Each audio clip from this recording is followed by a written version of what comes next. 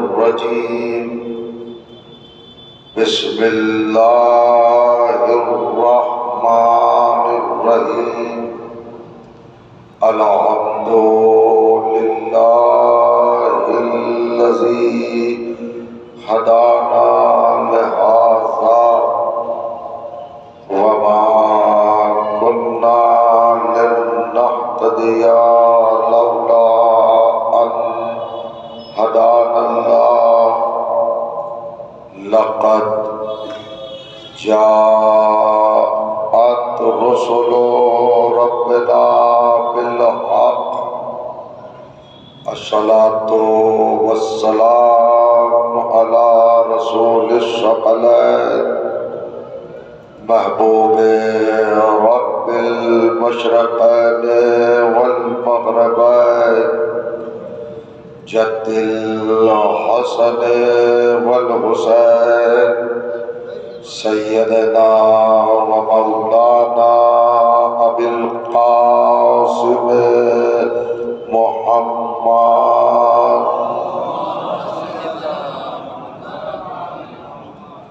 وأهل بيته الطيبين الطاهرين المعصومين المظلومين واللعنة الدائمة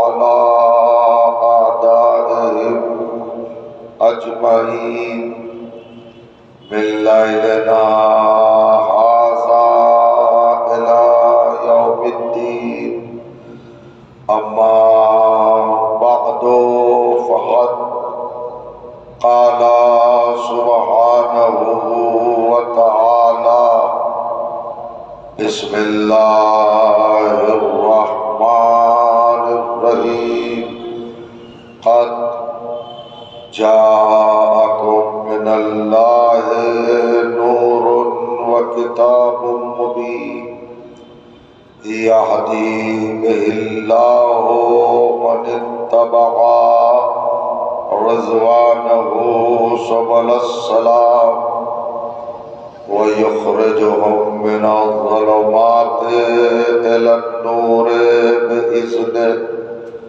ويهديهم إلى صراط مستقيم صلوات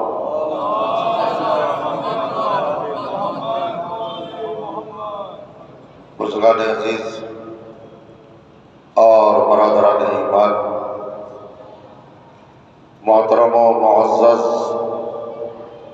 عزاداران و ماتمداران سرکار سلطان کربلا سید الشہداء علیہ الصلوۃ والسلام، قرآن مجید اور تعارف صراط مستقیم پر نوروز قبل جس نورانی سلسلہ گفتگو کے آغاز کی سعادت حاصل کی تھی، آج اس کے اختتامی مرحلے کی ابتدا کا شرف بھی حاصل ہو رہا ہے۔ قرآن مجید اور تعارف صراط مستقیم، یہ موضوع، یہ سبجیکٹ، یہ عنوان آپ کی معتبر، مقدس اور مبارک سماعتوں کی بارگاہ میں کس حد تک پہنچانے میں کامیابی حاصل ہوئی، یہ آپ ہی اپنے طور پر فیصلہ فرما سکتے ہیں۔ ایک طالب علم کی حیثیت سے اور ایک تہی دامان علم کی حیثیت سے جتنا ممکن ہو سکا آیات قرآن کی بنیاد پر فضائل و مناقب اہل بیت علیہ الصلوۃ والسلام کے تعلق سے جو گزارشات، جو معروضات اور جو افکار و نظریات، جو پوائنٹ اور جو نکات آپ نے سماعت فرما کر مسلسل مجھ حقیر کی حوصلہ افزائی فرمائی، یقیناً وہ سب آپ کے پیش نگاہ ہوں گے، آپ کے معتبر، معطر، مضبوط اور مستحکم حافظوں میں محفوظ ہوں گے۔ قرآن مجید کے 5ویں سورہ یعنی سورہ مبارکہ المائدہ کی 2 متصل آیات آپ سماعت فرماتے رہے ہیں، 15ویں اور 16ویں، جن کے حوالے سے کائنات کا پروردگار عالم انسانیت اور جہان بشریت سے براہ راست مخاطب ہے۔ ارشاد ہوتا ہے قد جاءکم من اللہ نور و کتاب مبین، اولاد آدم ہم نے تمہاری ہدایت کے لیے، تمہاری رہبری کے لیے، تمہاری پیشوائی اور رہنمائی کے لیے، تمہاری خاطر نجات کو یقینی بنانے کے لیے اور حصول جنت اور اکتساب نعمات کے لیے اپنی بارگاہ سے، اپنی سرکار سے، اپنے دربار سے، اپنی جناب سے اور اپنی طرف سے 2 معتبر ترین ہادیوں کا انتظام کیا، 2 رہبروں کا اہتمام کیا۔ ایک رہبر کا نام نور ہے اور دوسرے رہنما کا نام کتاب مبین ہے، یعنی آپ کے اور ہمارے مولا متقیان جو نور کا مصداق ہے، جو نور کا مفہوم ہے اور جو نور کا واضح ترین مطلب ہے۔ اللہ بتانا یہ چاہ رہا ہے کہ ہم نے تمہاری ہدایت کے لیے علی جیسا مطہر کردار مہیا کیا اور قرآن مجید جیسی کتاب ہم نے تمہارے لیے مقرر کی۔ یہ دونوں مل کر، دونوں باہم ہو کر اپنی ذمہ داری کو، اپنے فریضے کو اور اپنے لازمات کو نبھاتے رہیں گے، ان کا اظہار فرماتے رہیں گے، ان کو عمل میں لاتے رہیں گے۔ ایک کام کتاب کا ہے اور ایک کام مولائے متقیان کا ہے۔ قرآن کا کام کیا ہے؟ قرآن ایک ذریعہ ہے، ایک سہارا ہے، ایک وسیلہ ہے، ایک سورس ہے، جس کو اللہ نے وضاحت کے ساتھ کچھ اس انداز میں پیش فرمایا کہ یہدی بہ اللہ من اتبع رضوانہ سبل السلام۔ قرآن کے ذریعے اللہ تعالیٰ اپنے ان محبوب بندوں کو، ان پیارے عباد کو سلامتی کے راستوں پر قائم کرتے ہوئے جو اس کی رضا کو چاہتے ہیں۔ پروردگار عالم نے یہاں پر کچھ مخصوص بندوں کا بھی تذکرہ کیا ہے، من اتبع رضوانہ سبل السلام۔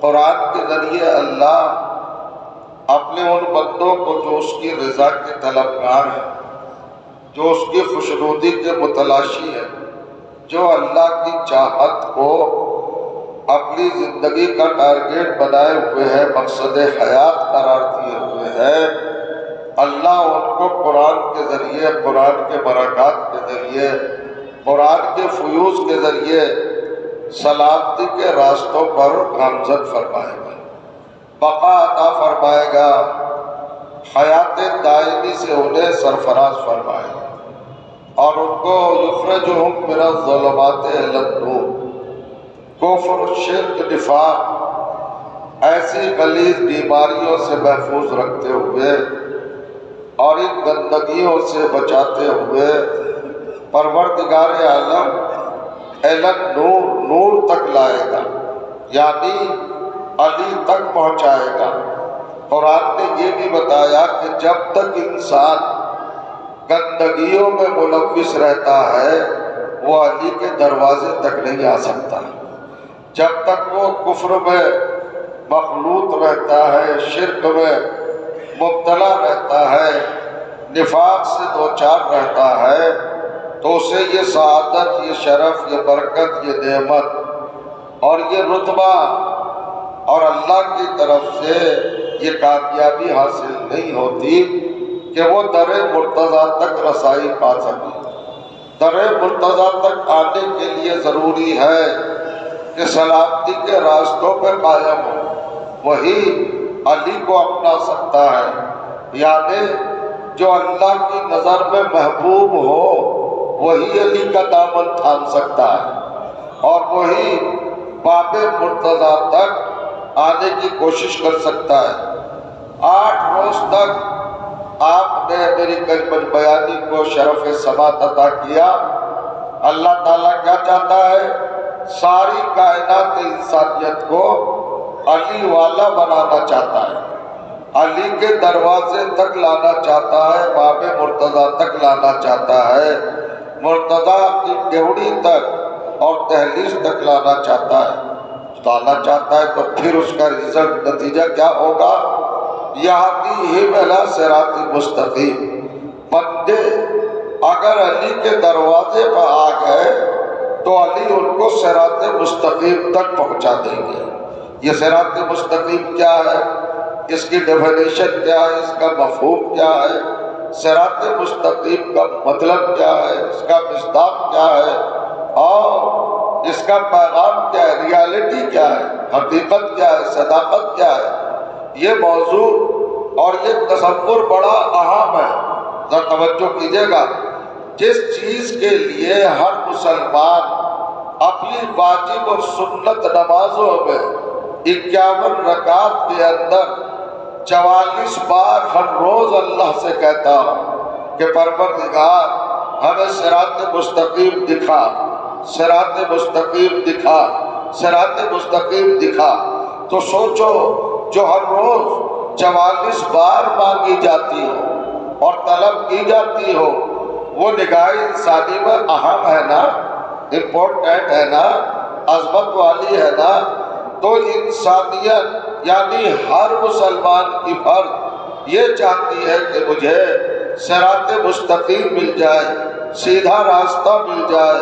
غور کریے گا، جنت تک پہنچنے کا وسیلہ مجھے دستیاب ہو جائے۔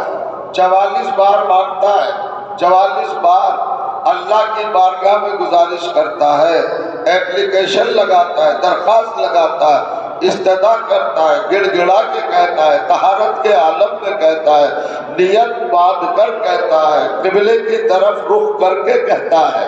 توجہ چاہنا معبود یہ کریم و لطیف پروردگار ہمیں صراط مستقیم دکھا، ہمیں صراط مستقیم دکھا، ہمیں صراط مستقیم دکھا۔ کتنا بھولا ہے یہ محروم مسلمان، اور یہ مایوس نمازی کتنا بھولا بھالا ہے۔ توجہ کیجیے گا، 44 بار کہہ رہا ہے اللہ سے کہ مجھے دکھا راستہ، دکھا راستہ، دکھا راستہ، اور اللہ بتا چکا کہ جب تک علی کے دروازے پر نہیں آؤ گے صراط مستقیم نظر نہیں آئے گا۔ صلوات پڑھ دے محمد و آل محمد پر۔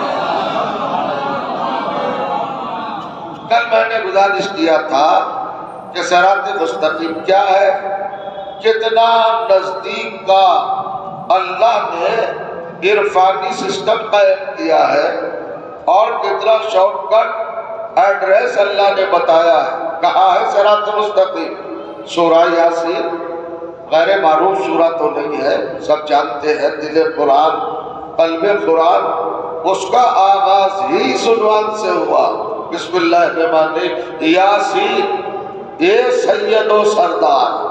پیغمبر سے خطاب ہے، اپنے حبیب سے مخاطب ہے پروردگار، اپنے محبوب سے محبوب تکلم ہے، کہتا ہے یاسین اے سید و سردار، اے کائنات کے مالک و مختار، اے امام المرسلین، اے باعث تخلیق کائنات، اے سبب خلقت کونین، اور کیجئے گا والقرآن الحکیم، ہمیں حکمت والے قرآن کی قسم، ہم قسم کھا کے کہہ رہے ہیں۔ پہلے تو ذرا اللہ کو دیکھیے، اس کی جلالت، اس کی شان، اس کی ذات گرامی اور اس کا مرتبہ۔ اللہ کیا ہے؟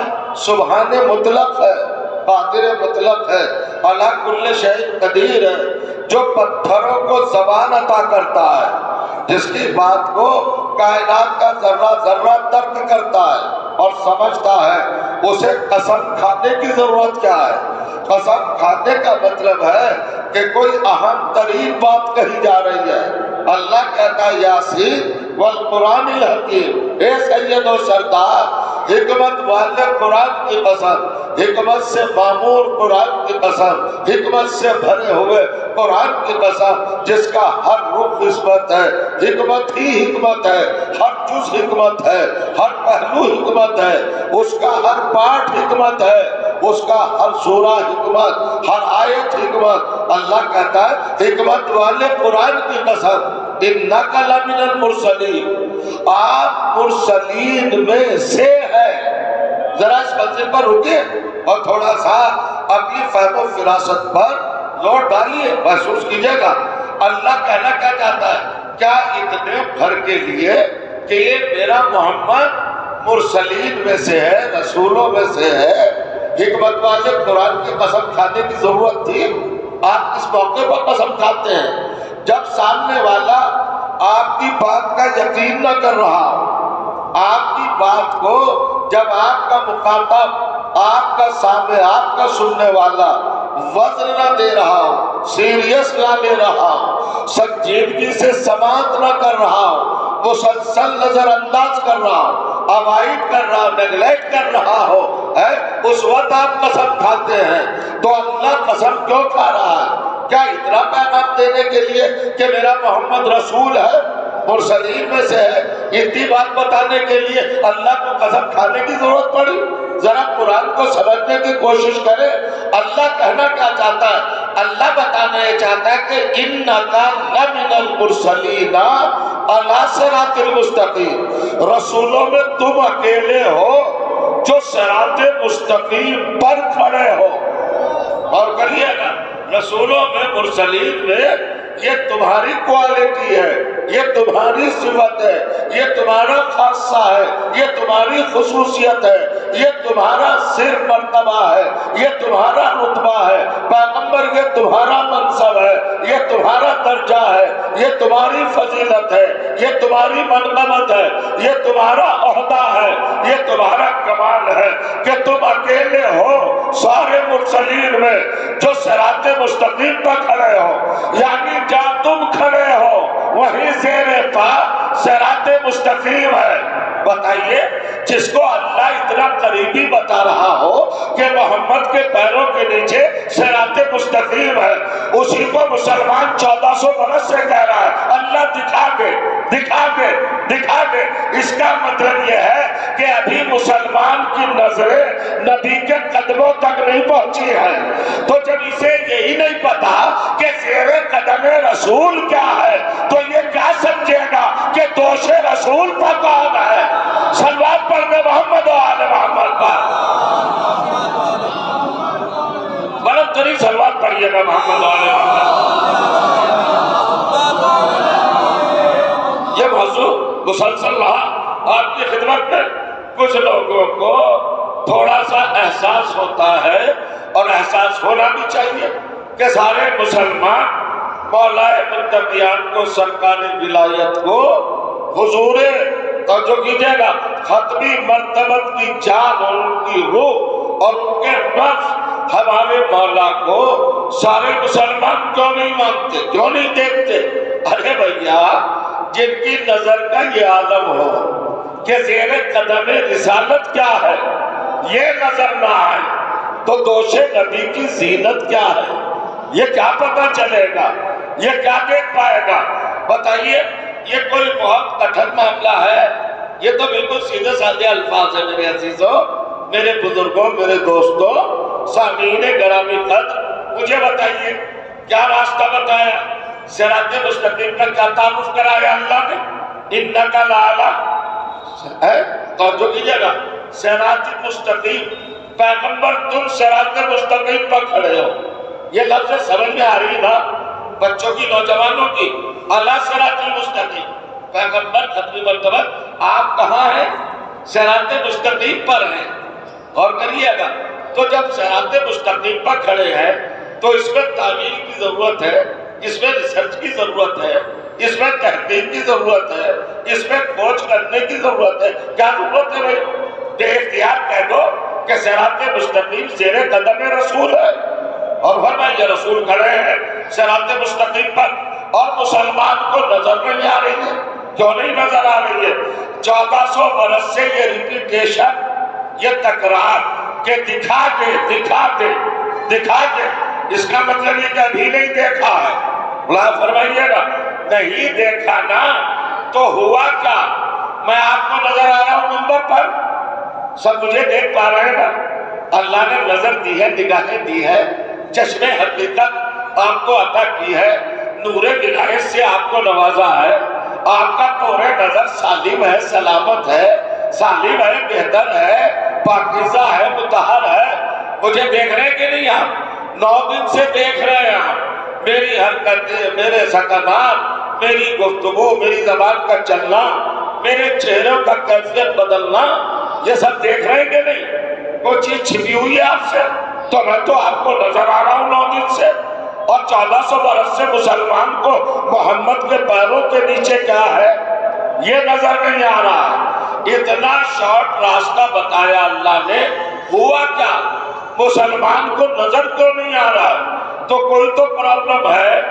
سب کہہ رہے ہیں، آپ سب فرما رہے ہیں ہمیں آپ نظر آ رہے ہیں، آپ خطیب ہیں، آپ ذاکر ہیں، آپ مولا کے چاہنے والے ہیں، ہم آپ کی گفتگو سن رہے ہیں، برسوں سے سنتے آ رہے ہیں. ہر سال یہاں عشرے کا قیام ہوتا ہے، شہر کے متعدد مقامات پر مجالس سے آپ خطاب کرتے ہیں. ہم آپ کو اچھی طرح جانتے ہیں، دیکھتے ہیں، آپ کا چہرہ آنکھوں میں ہماری سمایا ہوا ہے، دیکھ رہے ہیں نا. لیکن اسی مجمع سے کوئی آ کے کہے کہ مجھے تو آپ نظر ہی نہیں آ رہے، تو آپ کیا فیصلہ کریں گے؟ اس کی آنکھوں میں کوئی خرابی ہے، اور کی جگہ اس کی آنکھوں میں کوئی خرابی ہے، روشنی نہیں ہے، نور نہیں ہے، دیکھنے کی صلاحیت نہیں ہے. یہ آنکھوں کی کسی بیماری میں ضرور مبتلا ہے، اور کی جگہ یہ کمزور نظر ہے. اور پھر کہیں گے آپ جو سب سے زیادہ جھلانے کے بعد، جھجلانے کے بعد جملہ ہے نا وہی ہوگا، ہمیں تو نظر آ رہے تمہیں نظر نہیں آ رہے، کیا تم اندھے ہو؟ تو اندھے کو نظر نہیں آتا ہے. اب سمجھئے بڑے محترم لوگ میرے سامنے بیٹھے ہیں، ذرا خاموشی کو توڑ کر آگے نکلے. ایک بات کہنا چاہتا ہوں، اب قرآن سے ایک آیت ہدیہ کر رہا ہوں، یہی سورہ یاسین 36واں سورہ 36 آیت نمبر 66 66 نمبر کی آیت ہے. اللہ نے بتایا وہ راہ کہ محمد کے قدموں کے نیچے صراط مستقیم ہے، ان کو نظر کیوں نہیں آتا؟ تو اللہ کہتا ہے لو نشاء لطمسنا علی اعینہم فاستبقوا الصراط فانا یبصرون. ہم جس کے بارے میں چاہتے ہیں اس کی آنکھوں پر جھاڑو پھیر دیتے ہیں.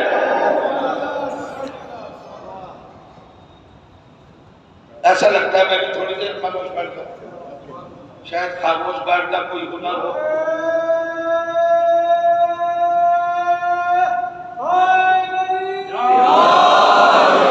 اتنی کمزور سلوات 25 والی نہیں ہوتی. کیا کہا پروردگار نے؟ اگر توفیق خیر ہو تو قرآن کی تلاوت کر کے اور اس آیت کو دیکھنا. اللہ کہتا ہے لو نشاء، ہم جس کے بارے میں چاہتے ہیں لطمسنا علی اعینہم، ان کی آنکھوں پر جھاڑو پھیر دیتے ہیں. توجہ کیجئے گا، فاستبقوا الصراط، وہ مسلسل صراط کو دیکھتے رہتے ہیں، تلاش کرتے رہتے ہیں. فَلَا يُبْصِرُونَ، انہیں کہاں نظر آتا ہے؟ اب پتہ چلا. یہ ہمیں کیسے پتہ چلے کس کی آنکھوں پہ جھاڑو پھیری ہے اللہ نے، کس کو اندھا کیا ہے؟ تو 44 بار مسلمان خدا اعلان کر رہا ہے کہ ہمیں صراط نظر نہیں آ رہا ہے. یہ انسان کی مایوسی کا اعلان نہیں ہے، ان آنکھوں پر اللہ جھاڑو پھیر چکا ہے. صلوات پڑھ دے محمد و آل محمد پر.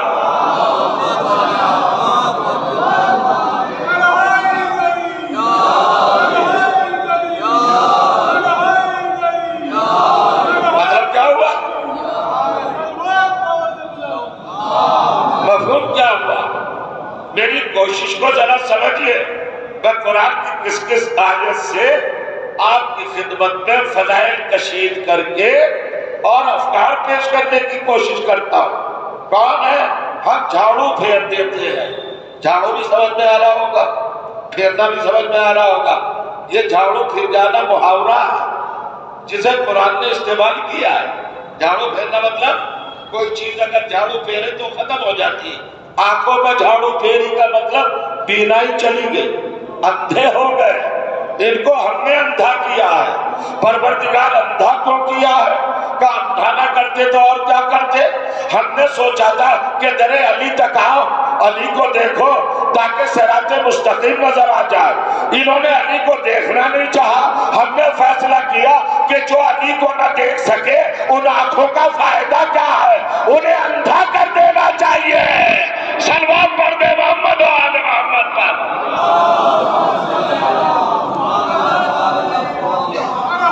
ماشاءاللہ۔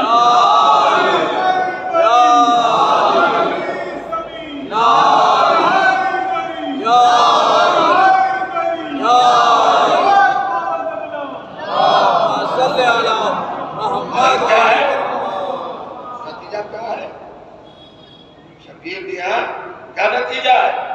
نتیجہ یہ ہے اللہ نے ڈیسیژن سنا دیا، فیصلہ سنا دیا۔ اللہ سلامت رکھے۔ دو ہستیوں کو آج میں دیکھ رہا ہوں، قبلہ کعبہ جناب مرتضیٰ علی صاحب، علی مرتضیٰ صاحب علی ہے، اسی حالت میں آئے ہیں۔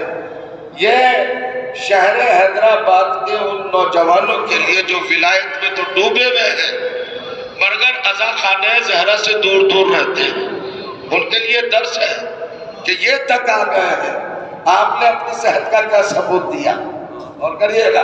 اور ہمارے محترم حسین آغا صاحب قبلہ پروردگار طول حیات دے، ان کا سایہ دادیر ہمارے سروں پہ رہے، بہت بڑی شخصیت ہے۔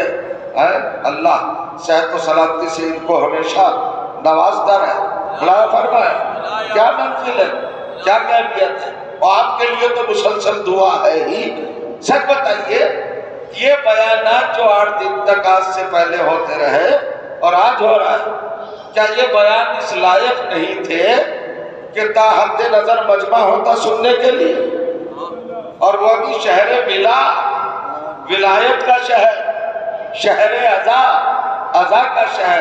خیر میں تبصرہ کرنے کا حق ہی نہیں رکھتا، میں تو ان کا شکریہ بھی ادا نہیں کر سکتا جو تشریف لا رہا ہے۔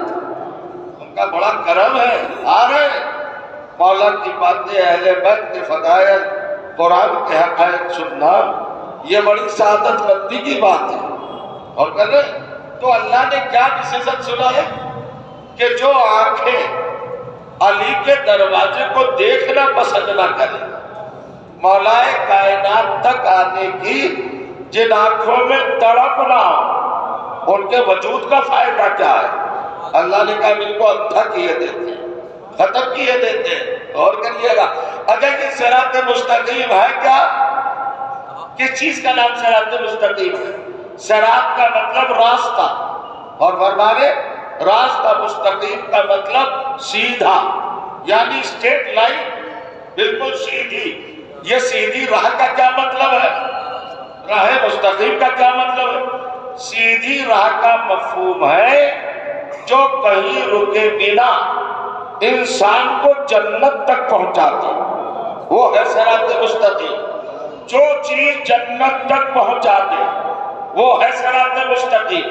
آج میں معنی کھول رہا ہوں، مطلب کھول رہا ہوں۔ قرآن مجید کی زبان میں، اصطلاح میں، ٹیکنیکل ٹرم میں، ما بین دفتین قرآن، صراط مستقیم کی حقیقت کیا ہے، ریالٹی کیا ہے، اہمیت تو آپ نے سمجھ لی کہ ہر کوئی مانگ رہا ہے اور نماز کی حالت میں مانگ رہا ہے۔ اور جو چاہ رہا ہوں تو ہے کیا صراط مستقیم؟ جو انسان کو جنت تک لے جائے، جنت تک لے جائے۔ آج اٹھا رہے ہیں آپ بحث، آج یہ سوال اٹھا ہے کہ صراط مستقیم کیا ہے، اور صراط مستقیم کے لیے قرآن نے کیا کلیئرنس دیا ہے، کیا موقع بیان کیا ہے، کیا نظریہ دیا ہے، کیا میسج دیا ہے؟ ذرا محسوس کیجئے گا۔ جو راستہ جنت تک لے جائے وہ ہے صراط مستقیم، جو اللہ کی رضا تک لے جائے وہ ہے صراط مستقیم، جو دربار الہی تک پہنچا دے وہ ہے صراط مستقیم۔ یہ صراط مستقیم بنگلور روڈ نہیں ہے، چنئی روڈ نہیں ہے، یہ روڈ نہیں ہے جو بنے ہوئے ہیں، صراط مستقیم کیا ہے؟ جو جنت تک لے جائے۔ تو آپ تو ہزاروں سال کے بعد اس موضوع پہ سوچ رہے ہیں، قرآن نے پہلے دن ہی واضح کر دیا کہ صراط مستقیم کیا ہے۔ اب میں آیا ہوں قرآن کی طرف، یہ بتائیے ہم تو دنیا میں گناہگار ہیں، وہ ہمارا سب سے پہلا نقطۂ اول، نقطۂ آغاز، جہاں سے انسانیت پروان چڑھی، پھیلی پھلی کاروان انسانیت چلا، قافلہ ادبیت چلا، لشکر بشریت چلا، سب کا موری سے اعلیٰ کون ہے؟ سب کا گرینڈ فادر کون ہے؟ ابو البشر کون ہے؟ کس سے پیدا ہوئے سب انسان؟ تو سب کہیں گے آدم علیہ السلام۔ تو آدم علیہ السلام کہاں رہتے تھے؟ دارالشفا میں؟ کہاں رہتے تھے؟ کوٹلہ علی جاں میں؟ کہاں رہتے تھے؟ یاقوت پورہ میں؟ کوہ مولا علی پر؟ کہاں رہتے تھے آدم؟ بتائیے نا، اگر قرآن پیش نگاہ ہے تو بتائیے ماتا کی کھڑکی میں رہتے تھے؟ کہاں رہتے تھے؟ میں پوچھا جاتا ہوں، فلک نما میں رہتے تھے حضرت آدم؟ کہاں تھا ان کا مسکن؟ کہاں تھا ان کا قیام؟ تو آواز آئی قرآن کی سورہ بقرہ دوسرا سورہ آیت نمبر 36 اللہ نے فرمایا وَقُلْنَا یا آدم اسکن انت وزوجک الجنہ۔ وہ وقت یاد کرو جب ہم نے تمہارے دادا آدم سے کہا آدم جاؤ جنت میں چلے جاؤ، جنت میں ساکن ہو جاؤ۔ میں پوچھنا چاہوں گا صراط مستقیم کیا ہے؟ جو جنت تک لے جائے، جنت تک لے جانے والا راستہ۔ تو جس راستے سے آدم جنت گئے ہیں وہ صراط مستقیم ہی تو تھا۔ اب میں پوچھا جا رہا ہوں، چیلنج کر رہا ہوں ادا خانہ زہرا کے منبر سے، محترم سماعتوں کے درمیان آپ کو وسیلہ بنا کر عالم اسلام سے، علماء کرام سے ایک سوال کرنا چاہتا ہوں، کوئی ثابت کر دے کہ آدم نے جنت میں جانے سے پہلے کوئی نماز پڑھی ہو۔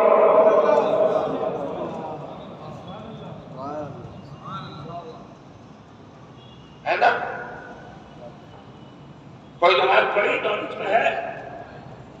حضور دیکھیے حضرت آدم سے جب اللہ تعالیٰ نے فرمایا یا آدم اسکن انت وزوجک الجنہ، بڑی معتبر، بڑی مضبوط اور بڑے یقین کے ساتھ یہ بات کہہ رہا ہوں، قرآن کی حقیقتوں کو سامنے رکھ کر جنت میں جانے سے پہلے آدم نے کوئی نماز پڑھی نہیں پڑھی، کوئی سجدہ کیا نہیں کیا، ہو گئے جنت میں۔ اور جنت میں جایا جا سکتا ہے وایا صراط مستقیم۔ تو اس کا مطلب یہ ہے کہ نماز صراط مستقیم نہیں ہے، روزہ صراط مستقیم نہیں ہے، حج صراط مستقیم نہیں ہے۔ بہکاوے میں نہ آئیے گا کسی کے، جنت میں جانے کے لیے یہ سب چیزیں نہیں ہیں، وسیلہ نہیں ہے۔ روزہ صراط مستقیم نہیں، حج صراط مستقیم نہیں، زکوٰۃ صراط مستقیم۔ مجھے بتاؤ قرآن میں دیکھ کر آدم کس راستے سے جنت میں گئے، کس وسیلے سے جنت میں گئے، کس سورس سے جنت میں گئے، کس سہارے سے جنت میں گئے؟ میں آ رہا ہوں نا، رسائی ہمیں بھی ہو سکتی ہے نا آپ کی سماعتوں تک۔ حضرت آدم سے کہا قرآن میں آپ تک جاؤ، آدم جاتے جنت میں ساکن ہو جائیے، جنت میں قیام کیجیے، جنت میں اسٹے کیجیے، جنت میں رہیے۔ تو جنت میں جانے سے قبل آدم نے کون سا کام کیا؟ نماز تو پڑھی نہیں، روزہ تو رکھا نہیں۔ میں چیلنج کر رہا ہوں کائنات اسلام کو، بتائیں مجھے کون سی تسبیح پڑھی تھی، کون سی تحلیل کی تھی، کون سا حج کیا تھا آدم نے؟ جب آپ قرآن پڑھیں گے تو آپ کو حیرت ہوگی کہ ادھر آدم کا پتلا کمپلیٹ ہوا، ادھر اللہ نے روح ڈالی، ادھر آدم کھڑے ہوئے، ایک امتحان شروع ہو گیا۔ فرشتوں سے کچھ پوچھا، فرشتوں نے کہا ہم جانتے نہیں۔ اللہ نے کہا قال یا آدم انبئہم باسمائہم، آدم یہ بیچارے فرشتے تو نہیں جانتے یہ لوگ کون ہیں۔ کہا ہونا چاہیے تھا آپ کو، اللہ کہہ رہا ہے یہ فرشتے نہیں جانتے کہ یہ لوگ کون ہیں۔ تمہیں بتا دو انبئہم باسمائہم، آدم ان لوگوں کے نام تم بتا دو۔ میں منبر سے کہہ رہا ہوں، سنا ہی نہیں آپ نے؟ قسمت کہہ رہا ہے اللہ، ابھی آدم بن کے تیار ہوا اور اللہ کہہ رہا ہے ان لوگوں کے نام بتا دو۔ تو جب قرآن یہ ڈسکس کر رہا ہے تو مسلمان اتنا بہرا کیوں ہے؟ امت کو کیوں نہیں بتاتا کہ وہ لوگ کون تھے جو آدم سے پہلے موجود تھے؟ یہ روایت رہی ہے، یا سلوات پڑھے محمد و آل محمد پر، اللہ سلامت رکھے۔ بھیا آپ ادھر بیٹھے ہیں، یہاں آ جائیے، بہت اچھی جگہ ہے، آئیے اوپر کے طرف سلوات پڑھ، آئیے آئیے آداب۔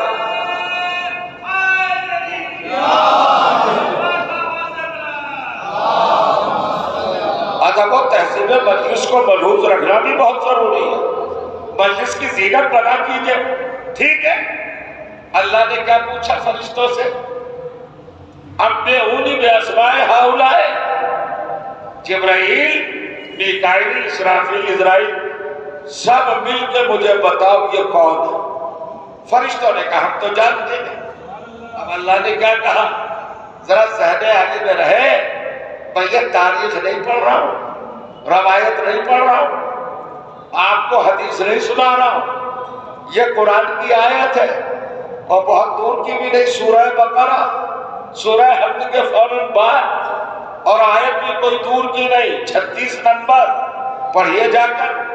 اللہ نے کہا انبئہم، آدم یہ فرشتے تو نہیں جانتے ان لوگوں کے نام، تم بتا دو ان کو، بتا دو ان کو ان لوگوں کے نام۔ آپ نے شاید اپنے ذہن پر زور ڈالنا مناسب نہ سمجھا، یہ حیرت ناک پہلو نہیں ہے قرآن کا۔ آدم تو ابھی بن کے تیار ہوئے، اور قرآن کہہ رہے کہ اس وقت کچھ لوگ تھے جن کے بارے میں گفتگو تھی کہ ان لوگوں کے نام بتاؤ۔ اگر نہیں تھے تو قرآن کیوں کہہ رہا ہے؟ اور اگر تھے تو قرآن پڑھنے والوں کو بتانا چاہیے کہ کون تھے، کون لوگ تھے، یہ کون افراد تھے، کون ہستیاں تھیں جن کے بارے میں اللہ نے پوچھا۔ سن لیا؟ صراط مستقیم کیا ہے؟ جو جنت تک پہنچا دے۔ پہلا اعلان قرآن میں کیا ہے؟ آدم جاؤ جنت میں۔ تو جس راستے سے آدم جنت میں گئے وہی تو صراط مستقیم تھا۔ تو نماز تو پڑھی نہیں، روزہ تو رکھا نہیں، حج تو کیا نہیں۔ قرآن سے پوچھو آدم نے کیا کیا جو جنت میں چلے گئے، جنت کے مستحق بنے، جنت میں جانے کا رائٹ ملا، پرمٹ ملا۔ توجہ چاہ رہا ہوں، جنت میں جانے کے لیے انہیں سہارا ملا، جاؤ جنت میں چلا۔ کیا کیا؟ پھر میں ریپیٹ کر رہا ہوں، نہ نماز، نہ روزہ، نہ حج، نہ زکات، نہ جہاد، نہ کچھ بھی نہیں ہے، نہ تحلیل، نہ تسبیح، نہ اذان، نہ اقامت، نہ کلمہ، نہ کلام، نہ خیر، نہ خیرات، کچھ نہیں کیا، نہ تلاوت، نہ قرات، کچھ نہیں کیا، نہ ذکر، نہ فکر۔ حضرت آدم نے کیا کیا جو جنت میں چلے گئے، اور اللہ کو کہنا پڑا جائیے جائیے بے دھڑک جنت میں چلے جائیے۔ کیا کیا آدم نے؟ جب اللہ نے کہا آدم ان لوگوں کے نام فرشتوں کو بتا دو، اب میں حوالہ نہیں دوں گا، وقت نہیں ہے۔ حضرت آدم نے مسکرا کے کہا اللہم انت محمود ھذا محمد۔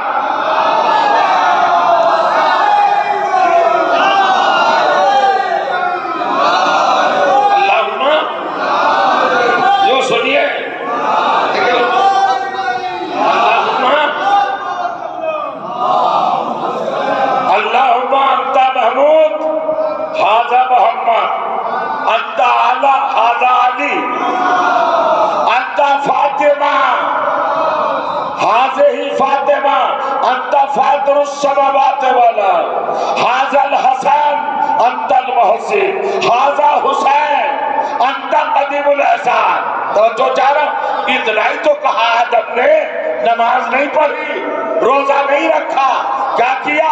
جیسے ہی آدم نے کہا یہ محمد، یہ علی، یہ فاطمہ، یہ حسن، یہ حسین، اللہ نے فوراً کہا اب تم پنجتنی ہو گئے ہو، جاؤ جنت میں۔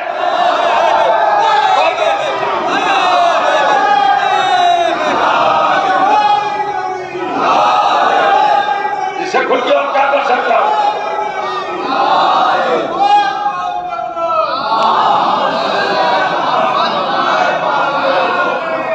کیا کہا حضرت آدم نے؟ محمد، علی، فاطمہ، حسن، حسین علیہ السلام۔ زبان آدم پر جیسے پنجتن کا ذکر آیا، اللہ نے کہا قُلْنَا يَا آدَمُ اسْكُنْ زَوْجَكَ الْجَنَّةَ، جاؤ آدم، جاؤ جنت میں ساکن ہو جاؤ۔ اور میں نے ابھی عرض کیا جو جنت تک پہنچا دے وہی صراط مستقیم ہے۔ اب بھی سمجھ میں نہیں آیا کہ صراط مستقیم کیا ہے؟ صلوات پڑھ دے محمد و آل محمد پر۔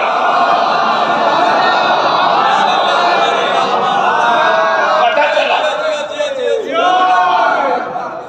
قرآن مجید کے مطابق کلام پروردگار عالم کی بنیاد پر اس آیت کے آئینے میں جو ہمیں حقیقی تصویر نظر آئی وہ کیا ہے کہ انہی کا ذکر صراط مستقیم ہے۔ اور کریے، جاؤ آدم، جاؤ جاؤ۔ میں اپنا ایک جملہ گزشتہ کے اشروں میں کبھی پڑھا ہوگا وہ ریپیٹ کرنا چاہتا ہوں، پکڑیے گا نہیں کہ دہرا دیا، میرے موضوع سے ریلیٹڈ ہے اس وقت، اس لیے پڑھ رہا ہوں۔ ایک بات بتائیے مجھے، اس شہر کے عظیم ترین سامعین، کرم فرما سننے والوں، ایک بات بتاؤ، آدم نے تو کارنامہ کیا، ذکر کیا، یہ محمد، یہ علی، یہ فاطمہ، یہ حسن، یہ حسین، ذکر پنجتن پاک کیا آپ نے۔ اللہ نے ان سے کہا جاؤ جنت میں، مگر اس کے ساتھ جو کہا تنہا نہ جاؤ، اس کو رنگتا وزوجک الجنہ، تمہاری بیوی بھی جائے، حضرت حوا بھی جائے۔ تو ظاہر جب آدم نے نماز نہیں پڑھی تھی تو حوا نے بھی نہیں پڑھی تھی، آدم نے روزہ نہیں رکھا تھا تو حوا نے بھی نہیں، آدم نے کوئی عمل نہیں کیا تھا تو حوا نے بھی نہیں، مگر ایک عمل تو کیا جو سب سے بڑھ کے عمل ہے۔ وہ عمل کیا کیا؟ پنجتن کے اسماء گرامی مطہر نام اپنی زبان پر جاری کی تو چلے گا جنت میں۔ چوتھا نے کیا کیا؟ جناب حوا کا کارنامہ بتاؤ، تو اللہ ایک سنت اور بتانا چاہتا ہے۔ ارے بھائی سنو، آدم پڑھ رہے تھے، بیان کر رہے تھے، حوا سن رہی تھی، تو اہل بیت کا ذکر کرنے والا ہی جنت میں نہیں جائے گا، سننے والا بھی جائے گا۔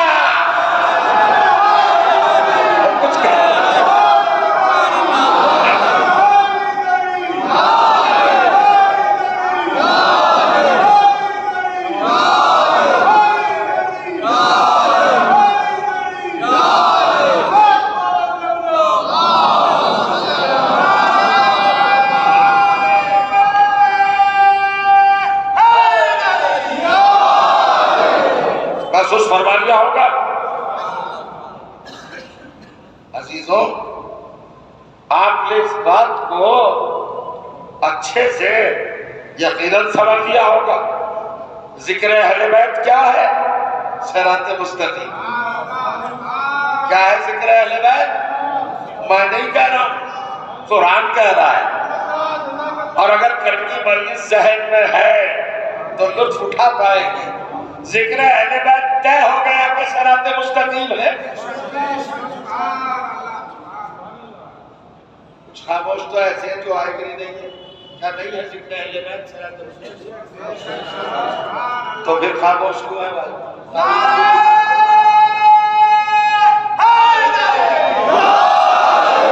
ذکر اہل بیت کیا ہے؟ صراط مستقیم ہے نا؟ ٹھیک ہے، ٹھیک ہے۔ اب ایک تجربے کی بات بتا رہا ہوں، ایکسپیرینس سامنے کا بالکل، جس کے لیے کسی سند دلیل پروف کی ضرورت ہی نہیں، کچھ کرنے کی ضرورت ہی نہیں۔ یہ بتائیے آپ نماز پڑھتے ہیں کہ نہیں؟ حیدرآباد میں چھوڑی، کعبے گئے، بیت اللہ شریف حج کرنے کے لیے بہت گئے ہوں، کوئی فتویٰ آیا کہ شیعوں کا حج بدعت ہے؟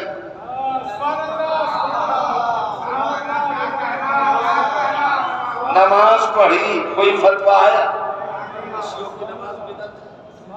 اذان بدعت ہے، اقامت بدعت نہیں ہے نا؟ نہیں کہا، کچھ کہنا چاہ رہا، ذکر اہل بیت کیا ہے؟ صراط مستقیم۔ کل کی گفتگو یاد ہے؟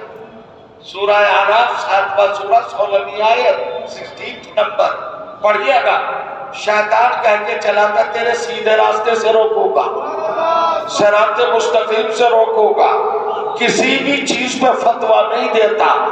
ادھر عزاداری کا معاملہ آیا، مجلس میں جانا بدعت، یہ فتویٰ نہیں دے رہا ہے، یہ بتا رہا ہے کہ ذکر اہل بیت صراط مستقیم ہے، اور جو اس میں آنے سے روکے وہی شیطان ہے۔ سلوات پڑھ دے محمد و آل محمد، اور بلند ترین سلوات پڑھیے گا محمد و آل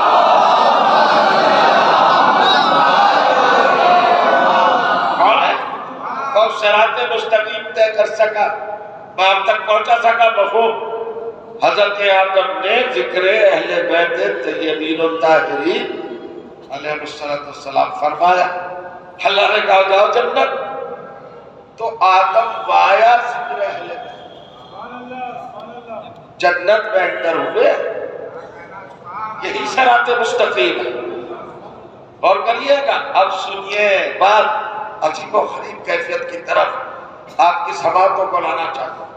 میں بڑا غور کرتا تھا، پروردگار آدم کو تو نے یہ نعمت عطا فرما دی کہ انہوں نے ذکر اہل بیت کیا تو جنت میں چلے گئے۔ اللہ نے کہا اسی ذکر کو واجب بنا کر نماز میں رکھوں گا۔ توجہ کریں آپ، اسی ذکر کو، اس کا ذکر ہے نماز، اور کریے آپ۔ اب کیا آپ کی خدمت میں کیا جائے اور کس اعتبار سے گفتگو کی جائے؟ عالم اسلام میں امام شافعی کی بڑی منزل، ہمارے برادران اسلامی کے سلسلہ امامت کے آخری امام ہیں وہ، چوتھے امام امام شافعی، یعنی دی ہے امامت وہاں تمام ہو گئی، پانچواں امام نہیں ہے وہاں، امام ابو حنیفہ، امام مالک بن حنبل، امام مالک بن انس ہے نا، اور لاسٹ امام امام شافعی، بڑی شخصیت ہے، بہت بڑا کردار ہے، علم اہل بیت علیہ السلام کے لیے بہت کچھ انہوں نے فرمایا۔ ایک قطعہ ان کا میں آپ کو سنا دوں تاکہ آپ کے ذہن عالی تک وہ حقیقت پہنچ جائے اور پتہ چلے کہ صراط مستقیم کیا ہے۔ وہ فرماتے ہیں یا اہل بیت النبی حبکم فرض من اللہ فی القرآن انزل، خطاب کرتے ہیں اے نبی کے اہل بیت، اے پیغمبر کے اہل بیت، سرکار مصطفیٰ کے اہل بیت، حبکم، تمہاری محبت کا اسٹیٹس کیا ہے؟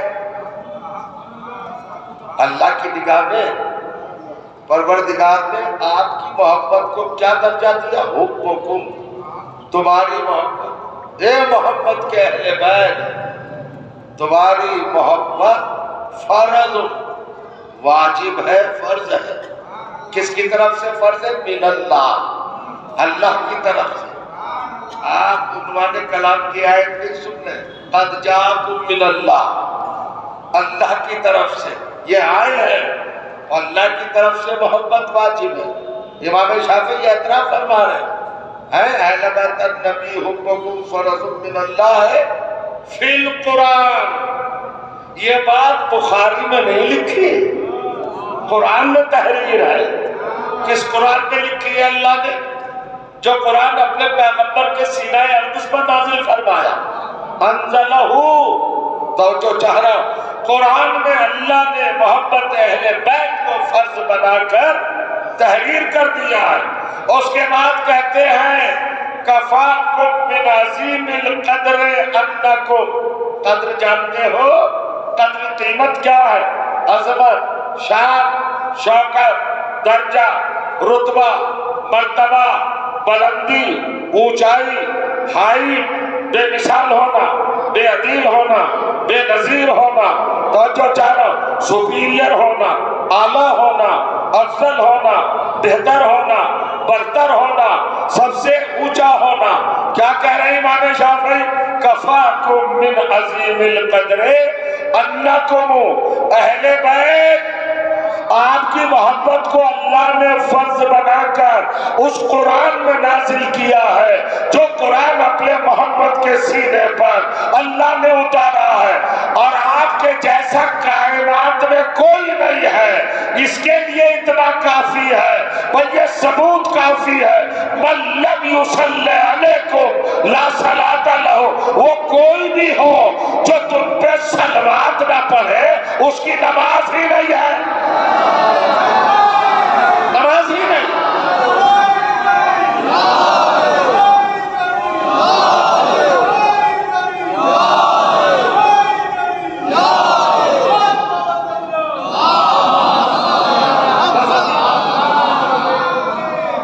وقت تمام ہوا چاہتا ہے، کیا کہا امام شافعی نے؟ جو تم پر درود نہ پڑھے، کیا نہیں ہے؟ لا صلاۃ لہ، اس کی نماز ہی نہیں۔ یعنی یہ صلوات کیا ہے بھیا؟ ابھی مجلس میں آپ کئی بار پڑھ چکے، اب چونکہ صاحبان ذہن بیٹھے، میں ایک بار پوچھا چاہ رہا ہوں، بھائی اتنا بتا دو، میری بات نہیں، امام شافعی کی مان لی، قرآن کی آیات اگر سمجھ میں نہیں آتی تو یہ قطع تو سمجھ میں آ رہا ہوگا مسلمانوں کو۔ کیا کہا ہے کیا آخری امام نے؟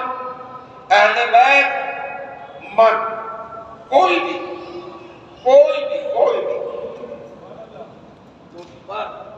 اگر صلوات نہ پڑھے، درود نہ پڑھے تو لا صلاۃ لہ، اس کی نماز ہی نہیں۔ جا کے پکڑو نا شافعی کو، کیا کہہ رہے ہیں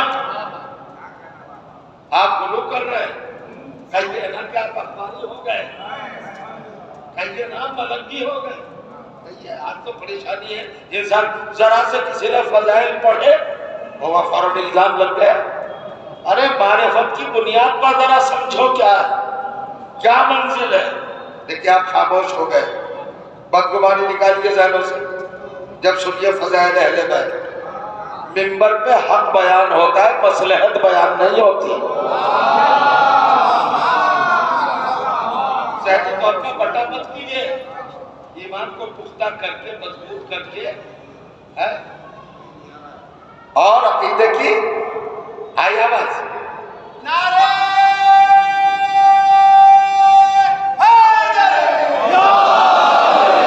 حضور، عقیدے کو پختہ کر کے 100% شیور ہو کے فرش عزا پہ بیٹھنا چاہیے۔ فضائل اہل بیت کو شک کی حالت میں نہیں سننا چاہیے،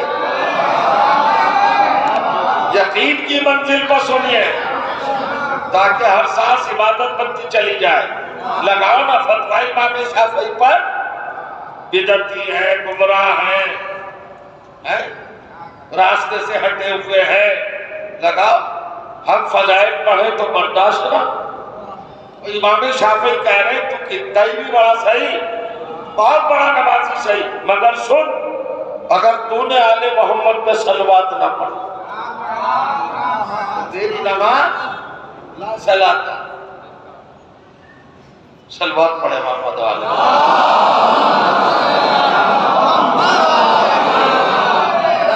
گھبرائیے نہیں، یہ حادثے تو مسلسل ہوتے رہتے ہیں، صلوات پڑھے محمد والے۔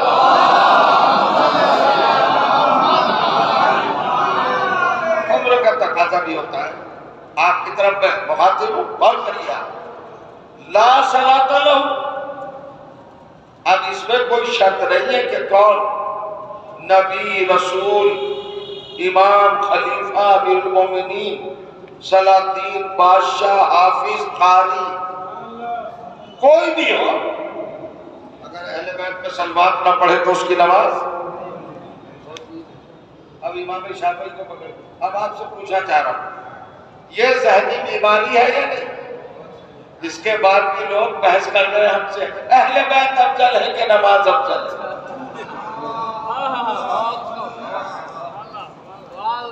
مکمل بیدار ہوں تو آگے بڑھو۔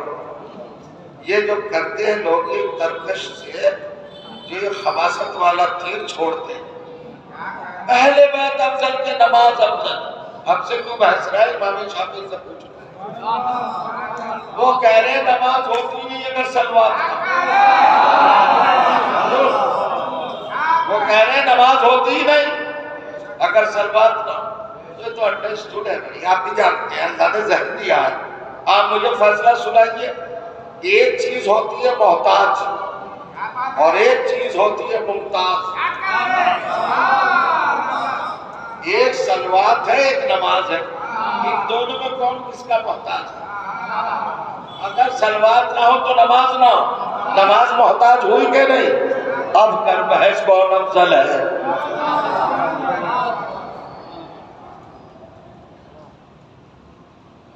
جی اتنا بھی نہیں جانتا مسلمان، نماز بغیر صلوات کے ہو ہی نہیں سکتی، ہو جائے گی نہیں ہوگی۔ اور ابھی آج 9:30 بجے میں بیٹھا تھا ممبر پر، 55 منٹ ہو گئے، آپ نے کتنی صلواتیں پڑھی اب تک؟ میں بھی نہیں سکا، ہر صلوات ہو گئی، نماز میں تھے کیا؟ نماز بغیر صلوات کے نہیں ہوتی، صلوات بغیر نماز کے ہو جاتی ہے۔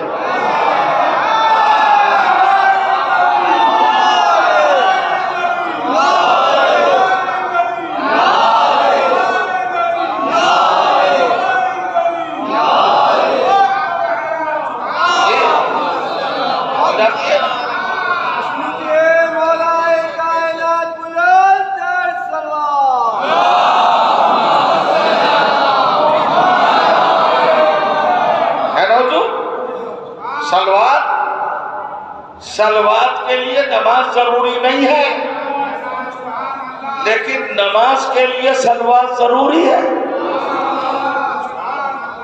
اور کریے گا، ہوتی ہی نہیں نماز۔ یہ نماز کیا ہے؟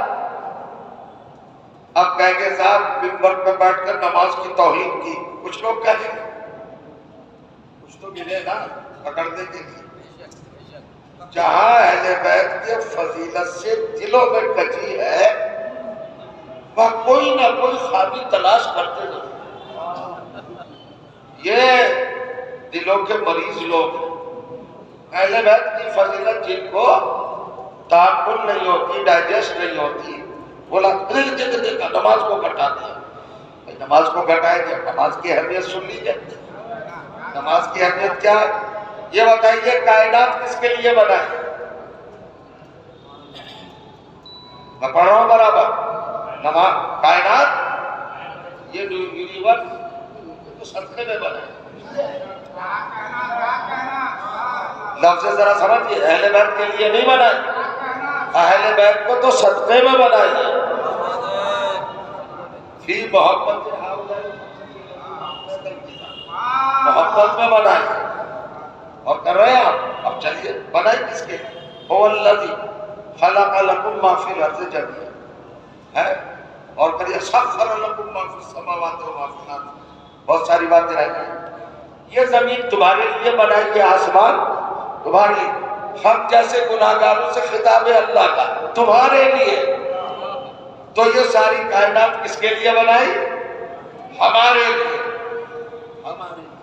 اب ہم انسان ہیں، صاحبان عقل ہے، صاحبان خرد ہے، وژڈم ہے، ہمارے پاس شعور ہے، تو کبھی کبھی ہم نے سوچا کہ جس بے نیاز مطلق نے ساری کائنات ہمارے لیے بنائی تو ہمیں اس کے لیے بنائی۔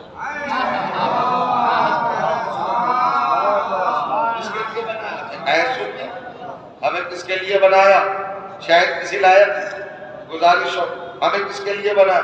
چلیے پھر قرآن کی طرف، سورہ زاریات 51 نمبر سورہ 51 آیت نمبر 56 کیا فرمایا اللہ نے؟ وَمَا خَلَقْتُ الْجِنَّ وَالْإِنسَ، سب کو یاد ہے ہم نے تمہیں عبادت کے لیے بنایا، تو ہم کائے کے لیے بنے؟ ساری کائنات ہمارے لیے اور ہم تو ہمارے 24 گھنٹے کا ہی گزرنا چاہیے عبادت میں۔ اگر کسی کے پاس ہے فارمولا جو 24 گھنٹوں کو عبادت بنا دے، نماز کتنی رکعت واجب ہے 24 گھنٹے میں؟ 17 رکعت، بڑے خلوص سے پڑھیے گا تو 2 گھنٹے میں ہے تمام فنش۔ تو 24 گھنٹے میں سے 2 گھنٹے آپ نے نماز پڑھی، 17 رکعت واجب خلوص کے ساتھ 22 گھنٹے میں پڑھی آپ، تو نماز نے آپ کے 24 گھنٹوں میں سے 2 گھنٹوں کو عبادت بنایا اور آپ پیدا ہو گئے عبادت میں۔ اس کا مطلب یہ مقصد تخلیق کو نماز پورا نہیں کرتی۔ ارے ماشاءاللہ بیٹھے ہو بھائی،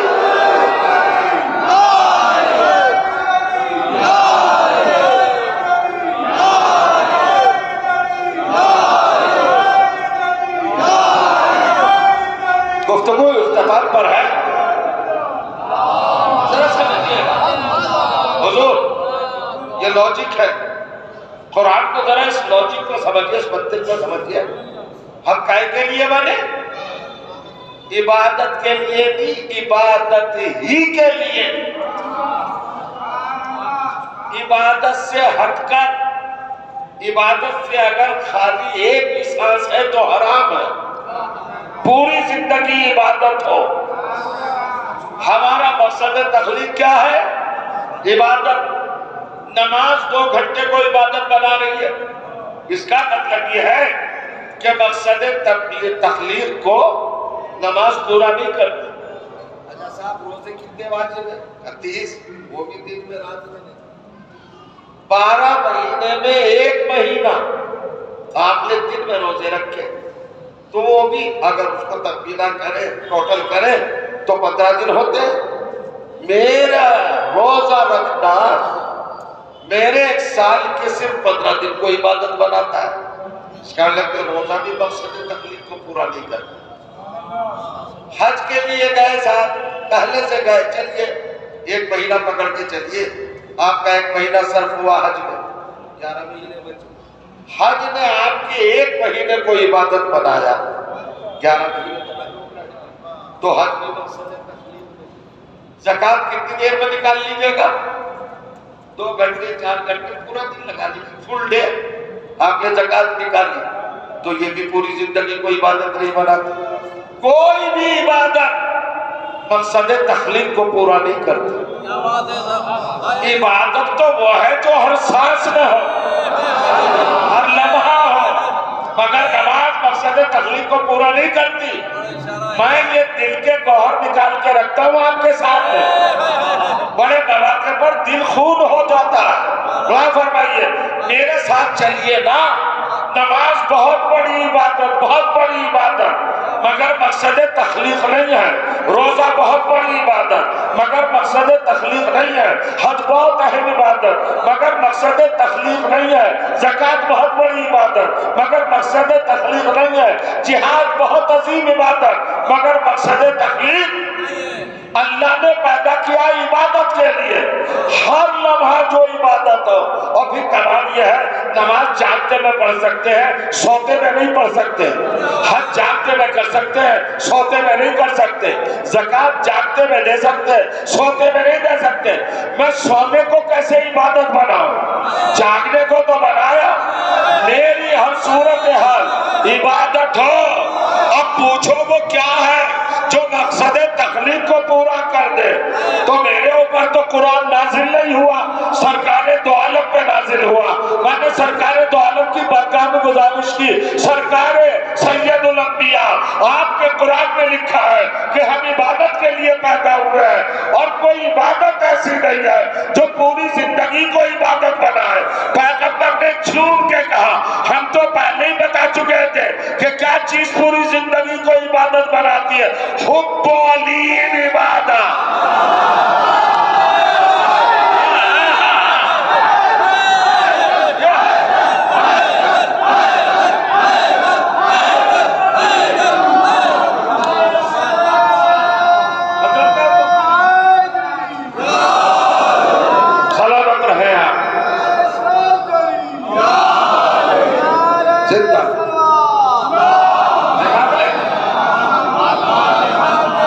محسوس کیجئے گا ہر جگہ پہ چلے جائے کوئی بھی عبادت آپ کی زندگی پہ محیط نہیں ہے, آپ کی زندگی کو کور نہیں کرتی ہے. کوئی بھی عبادت کا حب علی میں کیا کمال ہے. تو نبی یہی تو بتا رہے کہ ذرا دل میں علی کی محبت کو بٹھا کے تو دیکھ, تیرا چلنا بھی عبادت, بیٹھنا بھی عبادت, بولنا بھی عبادت, جاگنا بھی عبادت, سونا بھی عبادت. صلوات پڑھ دے محمد و آل محمد پر.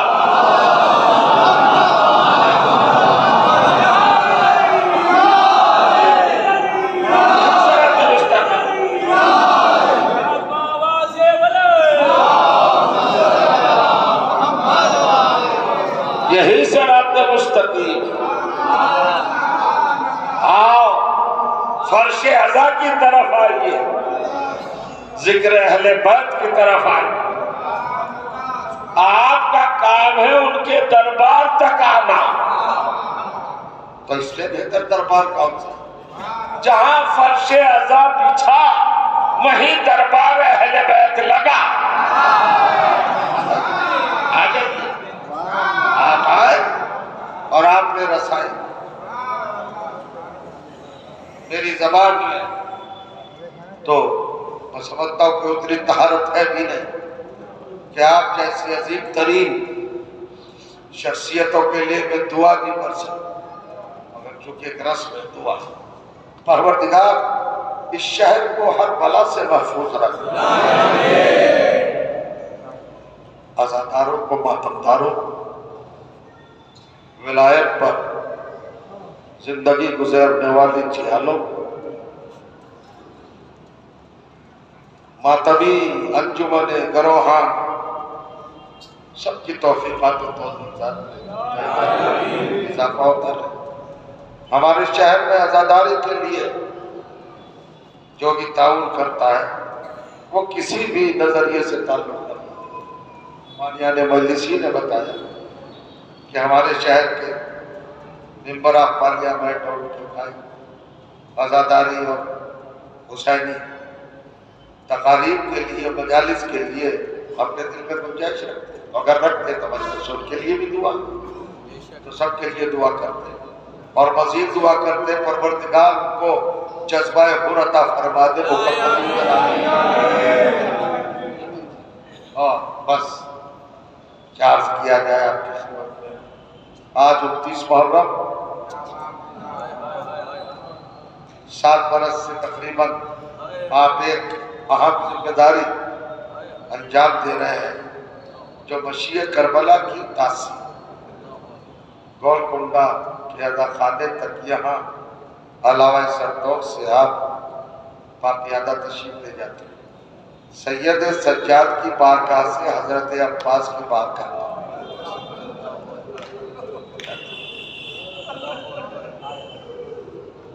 اب اس میں بھی تبصرہ نہیں کر سکتا میں, عبادت ہے, یہ صراط مستقیم ہے.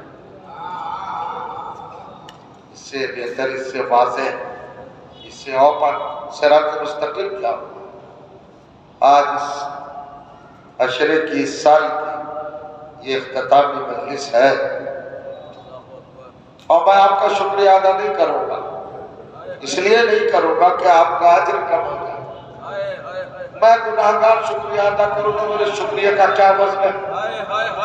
آپ کے لیے سعادت ہے کہ وہ شکریہ ادا کرے جو حسین کی دکھیا ماں جس نے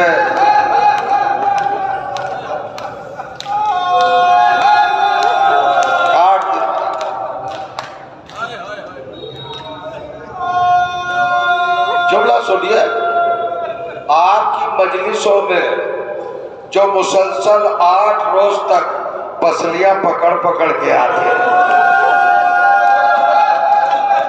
پہلو سنبھال سنبھال کے آتے ہیں، آج آپ آئے ہیں اس عزا خانے کے اس سال کی آخری مجلس کا مطلب کیا ہے؟ وہ جو آپ کے یہاں 9 دن سے مہمان تھے نا، کربلا کے مظلوم مولا، آج آپ ان کو رخصت کرنے آئے۔ یہ منظر ہے جو یاد دلاتا ہے ہمیں، ایسے رخصت کرنا آج حسین کو جیسے زینب نے بھائی کو رخصت کیا تھا۔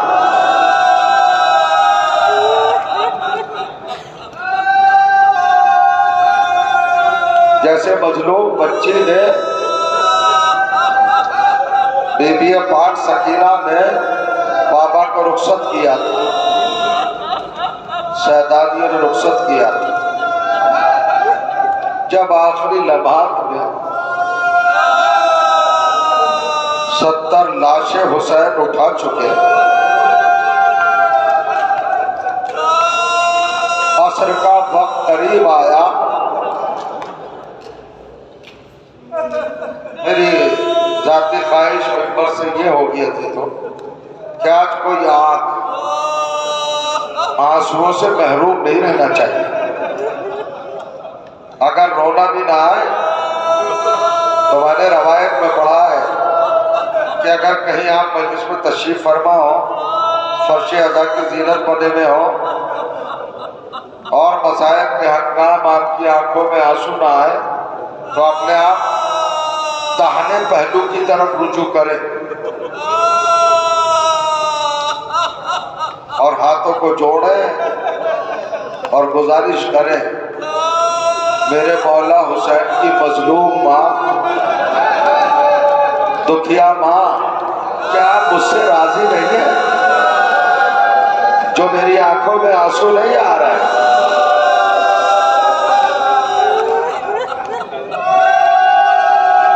اجر کمال حسین الوداعی مجلس ہے، حسین کو رخصت کر رہے ہیں۔ سید الشہداء، آخری عصر کا وقت قریب ہے، آپ کے اور میرے مظلوم آقا در خیمہ پہ آئے ہیں اور آپ نے وداعی الفاظ اپنی زبان مطہر سے جاری فرمائے۔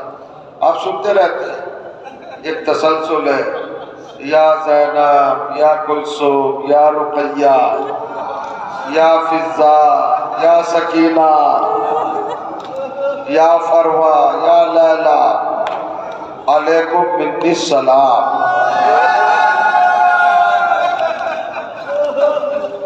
کھڑے رہے، کچھ دیر سر جھکائے ہوئے یہ جملے ارشاد فرما کر آپ تشریف فرما رہے در خیمہ پر، خیال آیا بے اختیار میرے مظلوم مولا یاس کے عالم میں نظرہ یمیناً و شمالاً، دانے دیکھا بائیں دیکھا اور ایک ہائے کا نعرہ لگایا اور کہا، ہائے آج حسین کو کوئی سوار کرنے والا نہیں، کہاں ہے عباس، کہاں ہے علی اکبر؟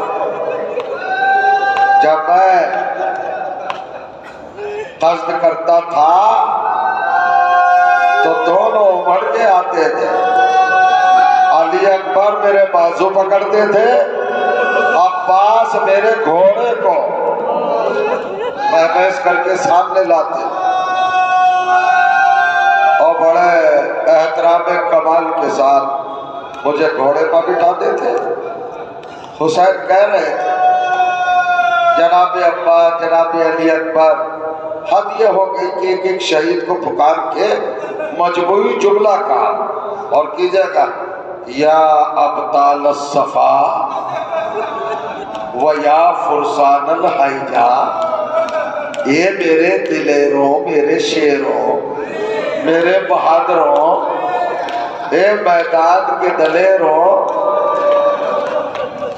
مالکم عدوکم فلا تجیبونی۔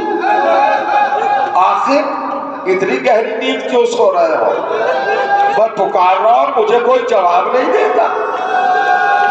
تو مقتل میں ایک روایت آئی ہے، جب حسین نے یہ معصوصانہ اظہار اپنی زبان سے دہرایا کہ ہائے مجھے کیا ہو گیا، میں چاہنے والوں کو پکار رہا ہوں اور کوئی جواب نہیں دیتا، تو مقتل کہتا ہے کہ لاشوں کی بوٹیاں اڑ کر کہہ رہی تھی لبیک لبیک یا حسین، لبیک یا حسین۔ امام نے منظر دیکھا، اپنے کلمات کو روکا، اس مایوسانہ پہلو کو جب جناب زینب صلوات اللہ علیہ نے محسوس کیا تو کہا فضا، کہاں شہزادی؟ قنات کا ذرا اہتمام کرو۔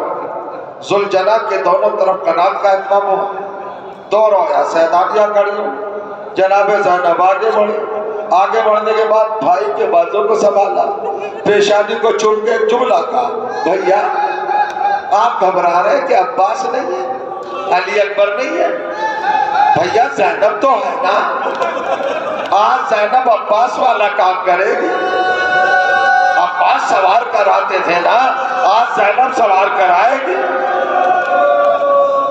سرکار میر تبصرہ امیر نے بھی یہ کہا ہے آپ کے شہر میں پڑھا جاتا ہے، شہزادہ جوانہ نے جنت گھوڑے پر سوار ہوئے، بہن نے سوار کرایا۔ میں نے سارے مذاہب چھوڑے، وہ بہت مختصر بالکل چند فقرات کہنا ہے تاکہ دل ایسے ہو جائے جیسے کربلا کی زمین پر آپ بیٹھے ہیں۔ حسین چلے گئے اور بے کس حسین برچھیوں والوں میں پھر گئے۔ جنگ مغلوبہ آمادہ ہے نا، فضاؤں سے رونے کی آواز آنا چاہیے۔ عزا خانہ زہرا کا گوشہ گوشہ آواز گریہ بدامہ ہو، اس طرح روئیے گا۔ امام نے اب سوچئے 72 گھنٹے کی بھوک، 72 گھنٹے کی پیاس، لاشیں بار بار اٹھا کے لائے، علی اکبر کے سینے سے برچھی نکالی، علی اصغر کے گلے سے تیر نکالا۔ اس کے باوجود جب حسین آئے ہیں میدان میں اور لشکر یزید سے کچھ کہا اور ادھر سے جواب میں ایسے جملے آئے کہ دل زینب کو مضطرب کر دیا، تو ایک مرتبہ پردے کا خیمہ کا پردہ ہلا، آواز آئی شہزادی کی۔ حسین نے محسوس کیا بھیا یہ ظالم، یہ لشکر یزید، یہ سرکش، یہ ملوک، یہ منحوس لوگ بھیا تمہیں مجبور سمجھ رہے، انہیں بتا دو کہ مظلوم ہونا اور ہے، مجبور ہونا اور ہے۔ حسین مظلوم ہے، مجبور نہیں ہے۔ یہ کہہ کر بسم اللہ کہا، تلوار کو نیام سے نکالا۔ اب جو تلوار چلی ہے تو کائنات ساری جنگیں بھول گئی۔ حسین کی تلوار چل رہی تھی، آستینیں پلٹی ہوئی تھی، حسین کے ڈہن سے کف جاری تھا، تلوار سے خون کی دھاریں بہ رہی تھی۔ حسین کے حملے ایک بعد دیگر ہو رہے تھے۔ لشکر یزید کے ذہنوں پر دہنوں پر اور لبوں پر ایک ہی جملہ تھا، حسین تلوار روک لو، علی اکبر کا واسطہ، حسین تلوار روک لو، عباس کا واسطہ، حسین کا جلال اور بار پڑتا۔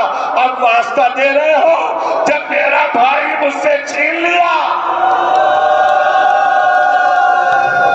بے غیرتو، اب میرے اکبر کا واسطہ دے رہے ہو جب میرے گھر کا چراغ بجھا دیا۔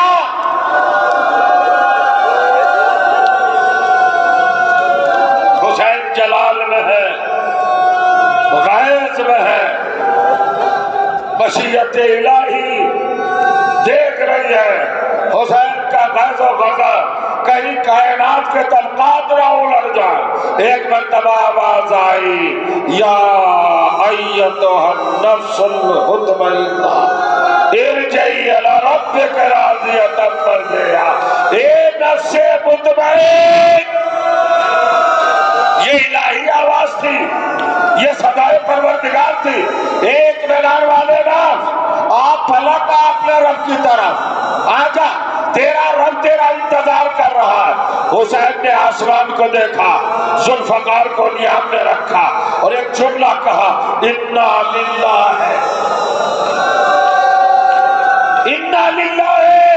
و انا الیہ راجعون۔ سوچو 1400 برس کے بعد حیدرآباد کی سرزمین پر عزاخانہ زہرا میں بیٹھ کر تم یہ جملہ سن کر بے خود ہو گئے ہو، جب یہ جملہ عاشور کے دن زینب نے سنا ہوگا۔ انا للہ۔ حسین نے تلوار کو نیام میں رکھا، مجلس ختم ہو گئی۔ بس ایک ہی موقع ہے جو آپ کی سماعتوں کے حوالے کرنا چاہتا ہوں۔ نیام میں ذوالفقار گئی، بھاگا ہوا لشکر واپس آیا، جھولیوں میں پتھر بھرے ہوئے تھے، حسین پر پتھروں کی بارش، نیزوں کے بعد تلوار کے حربے، حسین کو سینے فرس سے گرایا، خون میں غرق میرا آپ کا مظلوم آقا جلتی ہوئی زمین پہ آیا، پیشانی کو سجدے میں رکھا، ادھر پیشانی کو سجدے میں رکھا۔ بس عزیزو ایک لمحہ سن لینا، پھر روتے ہوئے جانا۔ ابھی آپ کو تابوت بھی اٹھانا ہے، زیارت بھی کرنا ہے، قیامت کی منزل ہے، کیفیت دیکھیے گا۔ حسین سجدے میں ہے، سر بسجدہ، چلتی ہوئی زمین پر شعلے دیتی ہوئی زمین پر حسین کا اطمینان سے بھرا سجدہ۔ اتنے میں ملعون ازلی آیا خنجر لے کر،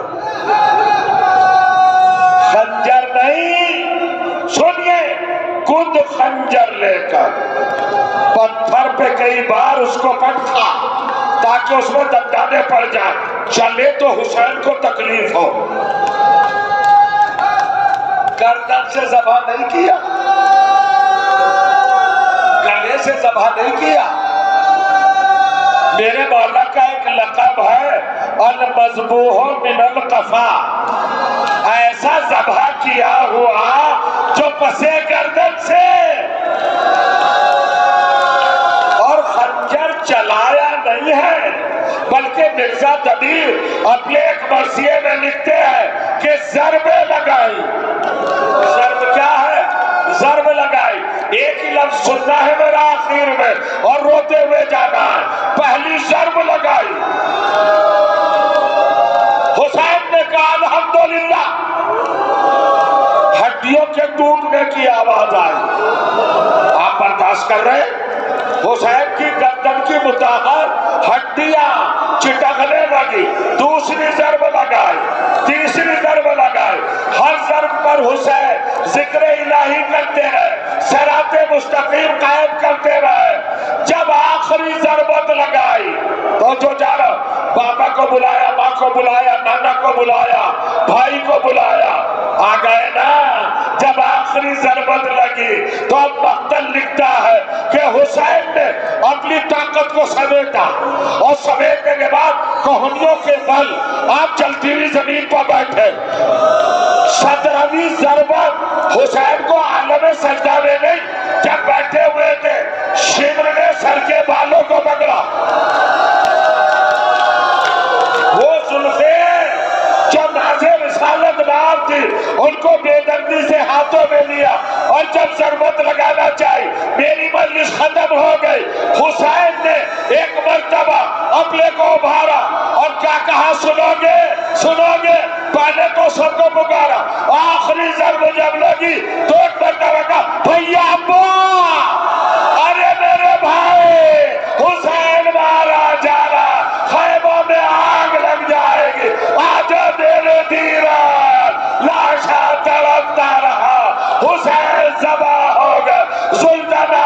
اپنی پیشانی کو خون میں رکھ کر در خیمہ پہ آیا، سیحا کیا، سیدانیوں حسین مارے گئے، سکینہ لپٹ گئی۔ رباب نے کہا زلجنا اتنا بتا دے، جب میرا آقا مارا گیا تو کیا پانی مل گیا تھا یا پیاسا مارا گیا؟ واہ غربتا، واہ مصیبتا،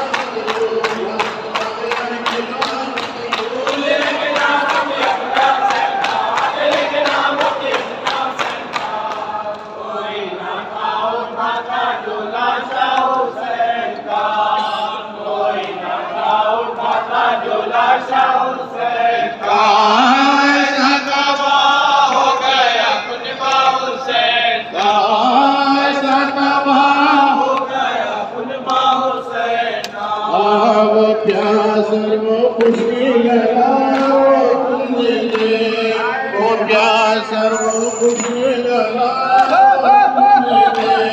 وہ سب